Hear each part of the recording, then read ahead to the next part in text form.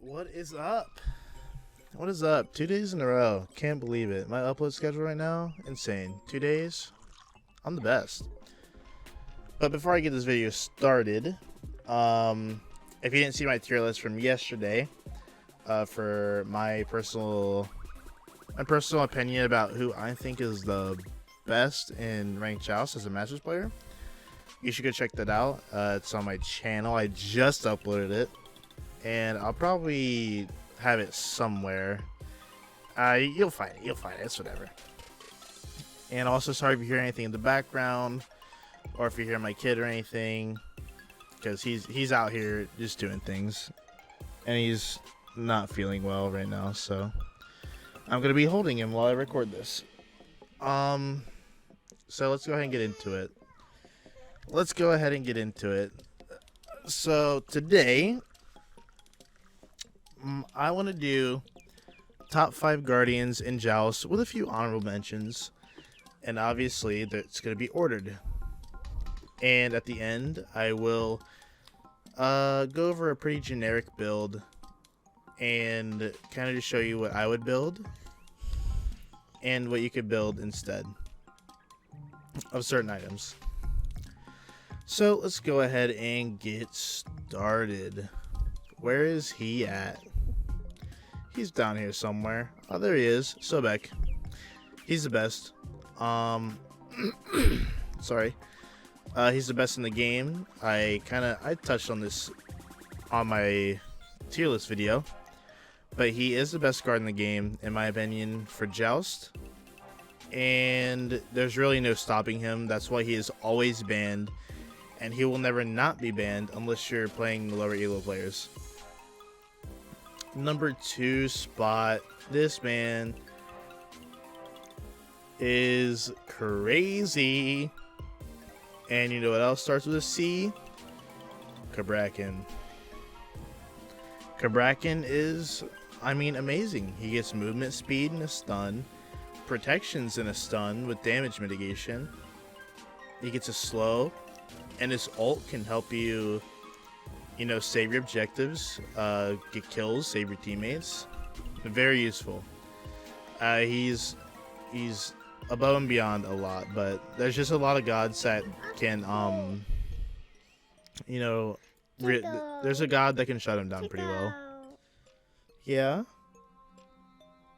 Check it out. Oh, no, don't touch it.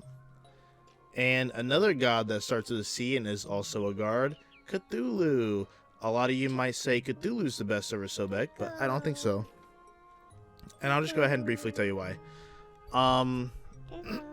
Cthulhu, obviously, very strong, still outrageous, and the reason I have him at number 3 is because when you ult, you die. You have to ult, and your team has to play around your ult and dive with you and protect you. Otherwise, you're just going to get all-in, and there's nothing you can do about it. Especially if they're just sitting at your feet. You have to throw a knock-up at your feet and then walk into your own knock-up for it to be useful at that time. And also, you can play a god like Hera, and, Argus could just be at your feet, and there's nothing you can do about it. So that's why I put him in number 3. He's just very easy to kill in his ult, but in the right hands, he is very strong. Very strong god. Number 4. Let's see here. I had a number 4. I think Jorm's number 4. Jorm is one of the strongest guards in the game by far. A lot of people might not think so, but his 1 and his 3 comboed with his 2, his kit synergy is amazing and does a lot of damage. His 3 also got buffed to where his knockup is pretty much a Bacchus jump that you can't really see coming. And his 2 does an outrageous amount of damage. It's so good. And his ult's very good for dive and kill potential for chase. And it's also good for getting out. So just all around solid god to put in my number 4 spot. And number 5, we're going Khepri. Khepri. Everybody loves playing against Khepri. Just kidding. No, you don't. His grab silence, amazing setup. His root is very strong, especially comboed with his 2 that gives protection. I'm pretty sure it's a protection debuff, and it's percentage. It's a percentage debuff, which is very strong in the meta right now. And it also gives damage mitigation if you hit your allies with it. So it's good. It's very good. And his ult for the free res if you die, amazing. Especially for a backline team, if you're running like set, I mean, you're just gonna win. He's really good. Very solid number 5 spot, but the only reason I don't put him higher is because you don't have to kill somebody in his ult, and it's just a waste. He gets countered by Kabrakan pretty easily. He gets countered by Sobek, and if you have a team that shreds tanks, he kind of falls off. That's why I put him at number 5. Oh boy. And for my honorable mentions, I think I'm gonna do three honorable mentions. I don't really know who I want in it yet, so let's just go ahead and let's go ahead and just go through. Cerberus, outstanding god. I mean, you could honestly interchange him with Jorm, in my opinion. A lot of damage, a lot of potential on the god, but the problem with him is that he's squishier than all of these gods. The only reason you're playing Cerb is into healers like Baron, like Afro, like Hell, like Terra, Chang'e. That's the only reason you're playing Cerb, and that's the only way he's gonna outshine all of these gods. If you play him into a healer, he outshines every single one of these gods, and he's number 1. He's very good in healers. And he also has protection shred, which is amazing. Another honorable mention here, Fafnir. I wanted to put Fafnir in the honorable mentions because Fafnir hard counters Kabrakan. Fafnir is the number 1 Kabrakan counter, and I'll go ahead and tell you why. So Kabrakan's 1 is a basic attack buff, and Fafnir has a disarm. And if used correctly, he won't ever get to use his 1. Also, his 2 is Kabrakan's 2 and his 1 work well together, obviously, because you can run and get the double stun. But if you're playing against Fafnir, you disarm the first stun, and then you use Fafnir's 1, his hammer, to combat the other Kabrakan stun, and that could also save your teammate from getting Kabrakan ulted. And on top of that, Fafnir has a basic attack speed buff. He has a power buff, and it self heals them in both regular and dragon form. All around is a very solid god. Always play Fafnir and Kabrakan if you can. Learn this matchup. Learn this matchup right here for Fafnir. It'll make your life a lot easier, especially since right now that a lot of people in ranked Joust is playing Kabrakan. They're like, it's getting spammed. So this god right now is actually very strong. And let's go ahead and do one more tank. Who should it be? Who should it be? Where's he at? He's at the bottom here somewhere. He's somewhere around here. And here he is. Oh, actually, yeah. And Zing. Obviously, Zing's been strong for a very long time. But with the recent change to how anti-heal items work, and it now affects HP 5, lifesteal, heal. It just, like, anti-heal affects all healing now. So, it obviously puts him lower because he used to just be so good at sustain because it didn't affect HP 5. But now, I mean, he's fallen off quite a bit. He's still the same Zing that he was. He just might be a little bit squishier. And he doesn't have too much right now in the meta that really benefits him. He is very good with a dive comp though. So definitely don't rule Zing off as a strong guardian. He's more of a ban for if you can't deal with them. So if they already have a mage and an assassin warrior picked, you can go ahead and safely ban Zing and not feel bad about it. And that's my top 5 with my honorable mentions. So for those of you just listening, I'm going to go over this one more time. My number 1, Sobek. In the number 2 spot, I have Kabrakan. Number 3, I have Cthulhu. Number 4, I have Jormungandr. Number 5, I have Khepri. And in my honorable mentions, I have Cerberus, Fafnir, and Zing Tian. And now, let's go ahead and switch over to here. I'm just going to show you a pretty basic guard build. I'm only going to show you one that works on pretty much most Guardians, especially ones that I play. Let's just pick one here. Alright, so this is going to be general. It's not going to be like you need to build this on everybody. It's just kind of just to give you an idea of who you should be banning. I mean, not who you should be banning, my bad. Of what you should be picking. I don't know where that came from, by the way. I don't know where that came from.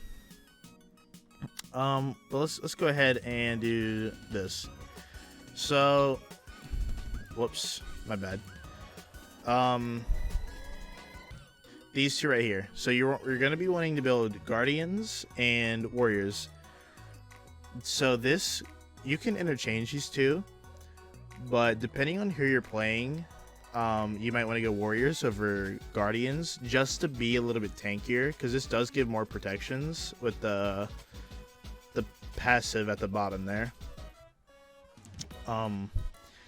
But if you want more gold, and on certain gods like Fafnir with Guardians, you're stronger and you're tankier. But this is more or less just to get the extra gold and the bonus gold per 5 seconds. Alright, so let's start at your second, what you should be picking up second here. Health. The tier 1 of Gauntlet.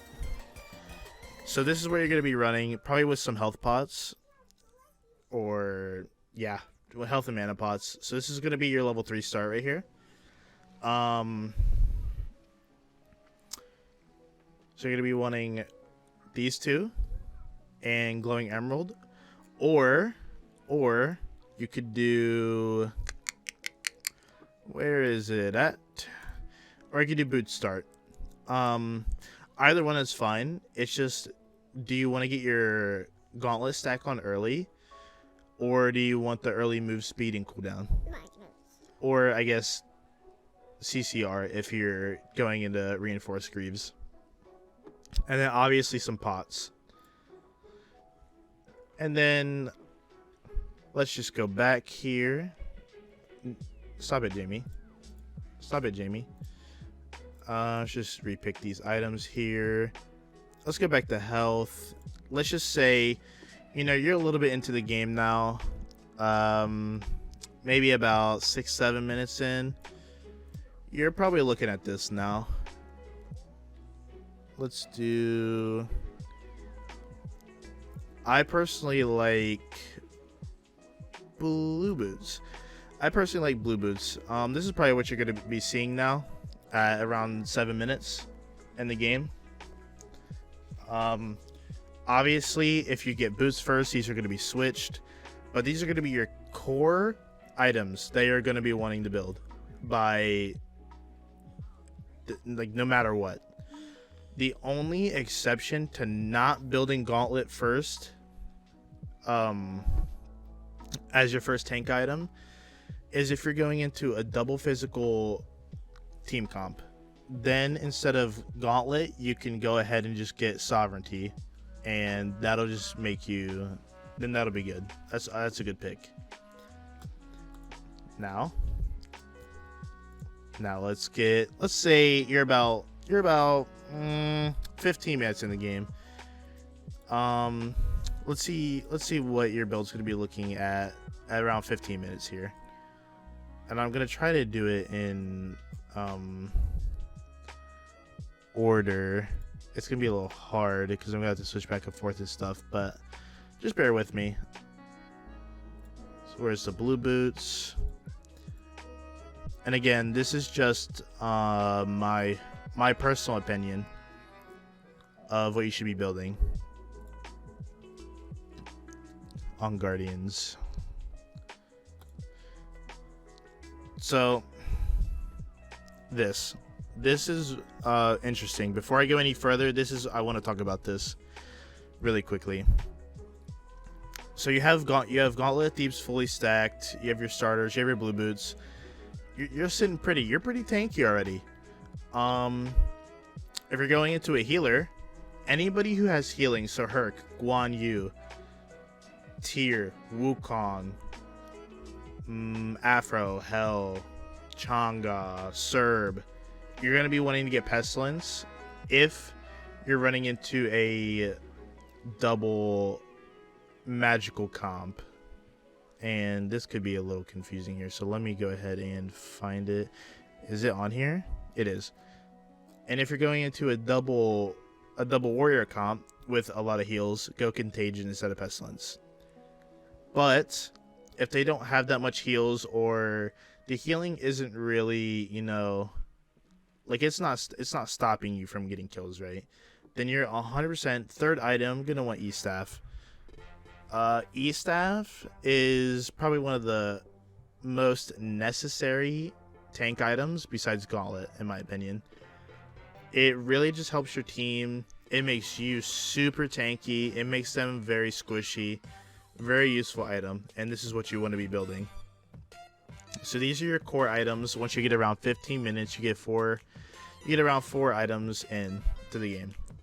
Obviously, just switch out Contagion and Pestilence depending on the situation, or just don't get these items at all and get E-Staff if the healing is not that much. And now for the final thing here, I'm going to show you what a full build is going to look like and explain to you guys a few other things. And I'll try to do it in the order that I build personally as well, just to make it a little bit easier on everybody. And that we're gonna want cooldown because that's very necessary for our build as well. Oops, sorry, keep scrolling up. 1, 2, 3, 4, 5. Sorry. And one more item.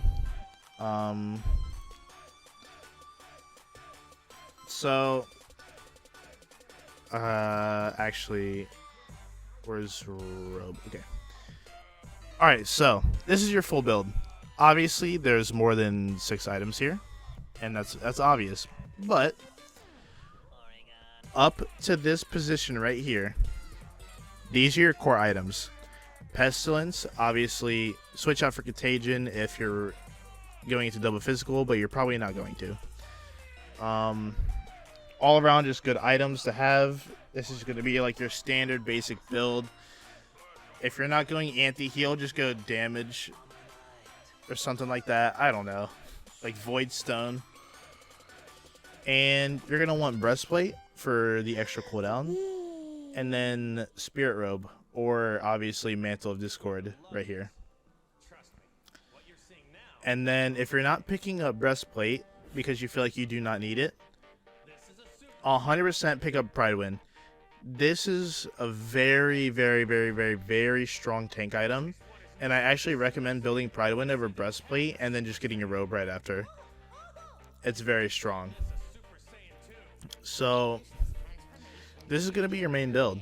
Obviously switch out these items as you see fit. Like, you don't necessarily need E-Staff, so you could throw in another robe if you're feeling not that tanky. Or if you get super late game and you're able to get the speed pot, then, you know, just get rid of your roots and run everything. I don't know. But this is just generally what you should be building. Generally, you know, this is going to be just your main tank build, in my opinion. And let's go over it one more time. This is going to be your starters.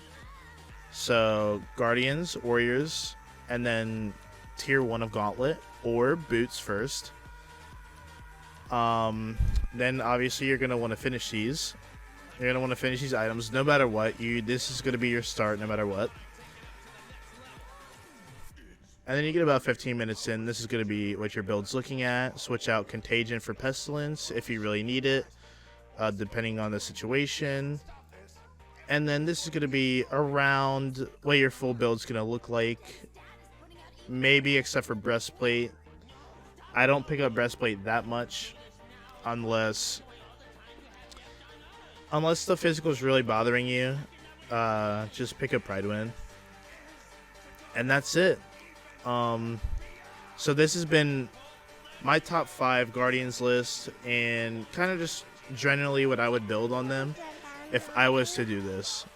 I hope this kind of helps you guys, it helps you guys learn the role a little bit better and you know what you should be building generally on guards. So I just want to thank you guys for watching, and again, sorry for the background noise, and my kid might be a little bit loud. And thank you guys for all the support. And if you haven't already, go check out my tier list that I made yesterday. Again, it's very useful and insightful, especially if you're trying to grind up the ranks. It'll really help you a lot.